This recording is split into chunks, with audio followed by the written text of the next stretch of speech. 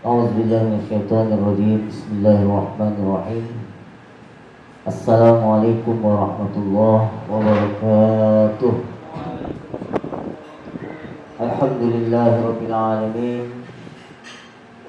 وبه نستعين على أمور الدنيا والدين، والصلاة والسلام على سيدنا وحبيبنا وقرة أعيننا محمد طه الأمين وعلى آله وأصحابه ومن تبع سنته إلى يوم الدين. اللهم لا سهل إلا ما جعلته سهلا، وأنت تجعل الهزن يا حي إذا شئت سهلا. اللهم ارزقنا الإخلاص في النية والقول والعمل.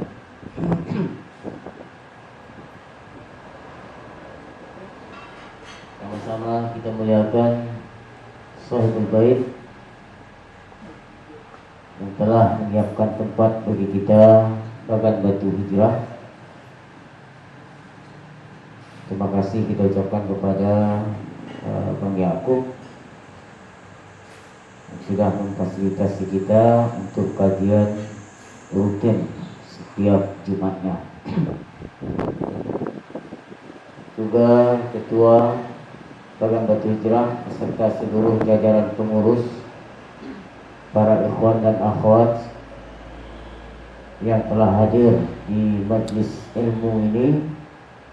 Semoga kita senantiasa mendapat keberkahan dan ridho Allah Subhanahu wa taala. Amin ya rabbal alamin. Alhamdulillah, setelah 1 bulan full kita libur kajian selama bulan Ramadan, dan alhamdulillah hari ini kita kembali, karena belajar ini tidak ada habisnya sampai kita berada di liang lahat pun nanti masih belajar. Ditalkinkan orang dari atas, itu kan belajar juga. Jadi tidak ada putusnya kita dalam menuntut ilmu ini. Ilmu agama sangatlah luas, laksana laut yang tidak kelihatan tepinya. Makin kita kaji, makin mendalam. Makin kita kaji, makin kita temukan permasalahan-permasalahan di dalam ilmu agama ini. Sebelumnya saya ucapkan minal aidin wal faidin, kullu amin wa antum bi khair, taqabbalallahu minna wa minkum shalihal a'mal. Mohon maaf lahir dan batin, mungkin sebagian dari kita tidak sempat, tidak dapat berkunjung satu sama lainnya, maka melalui majlis ini sama-sama kita memaafkan, saling memaafkan. Kita sekarang masih berada di penghujung Syawal.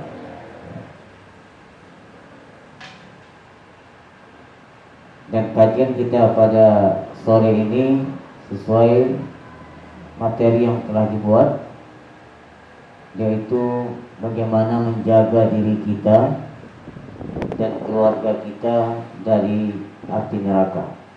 Al-wiqayatu minan nar.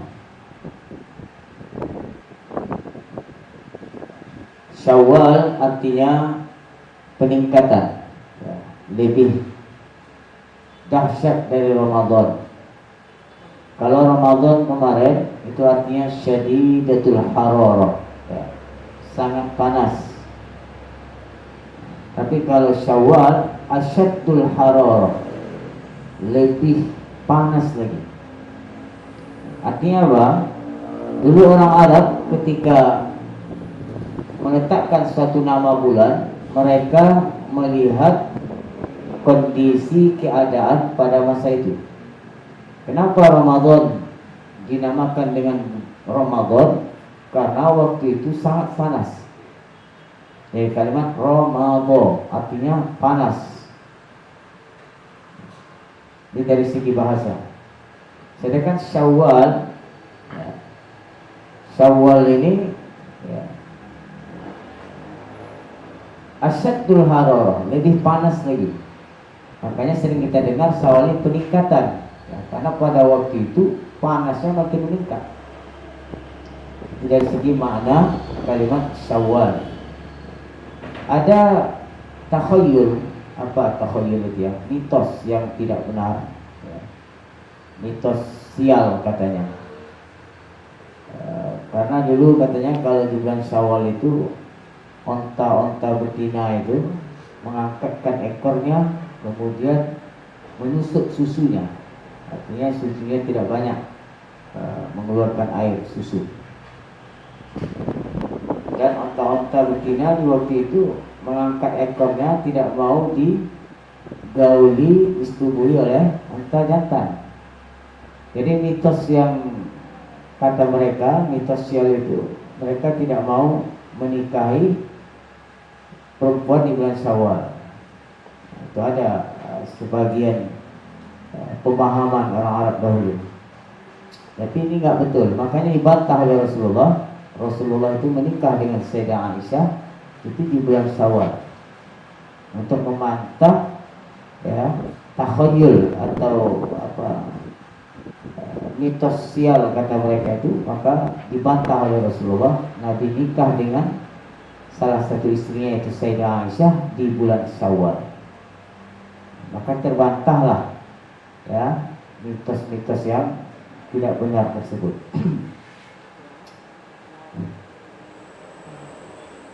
Tapi di kalangan masyarakat kita justru bulan Syawal ini banyak nikah, iya kan? Baru banyak itu undangan tapi nggak sempat datang. 2 hari Lebaran, 3 hari Lebaran nikah, orang masih di kampung. Disesuaikan waktunya 2 minggu. Kalau tidak Ramadan kemarin nikah kan enak. Jadi Syawal udah bisa jalan sama istrinya berdua. Ini kalimat Syawal ya. Artinya apa yang kita tingkatkan di bulan ini? Kualitas ibadah kita. Ya, kalau dulu ngajinya sering bolong, ini ditingkatkan, jangan sering bolong lagi. Tingkatkan yang lebih baik, tidak pernah absen. Kalau dulu sholatnya nggak tepat waktu, ya, sholatnya qadha terus, subuh qadha, zuhur qadha. Ini bulan Syawal ini sholat tepat waktu ya. Itu yang namanya peningkatan tadi. Ya, maka kajian kita sore ini al-wiqayatu minan nar.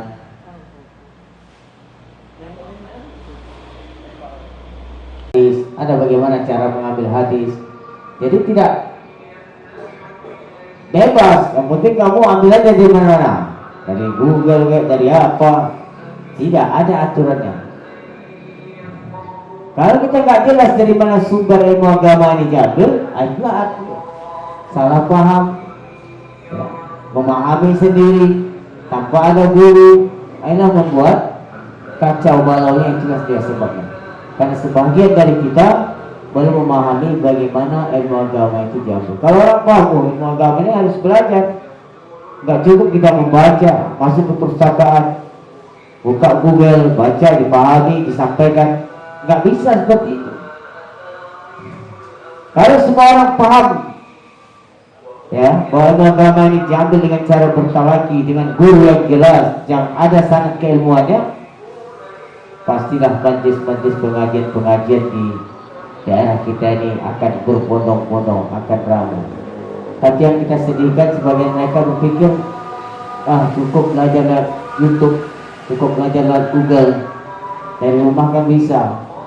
Nah, inilah membuat sebahagian semangat dari kawan-kawan kita, sehingga mereka tidak mau ikut di kajian-kajian yang sudah ada di tempat-tempat yang sudah kita buat. Jadi artinya apa? Kita nak beri pemahaman pada mereka.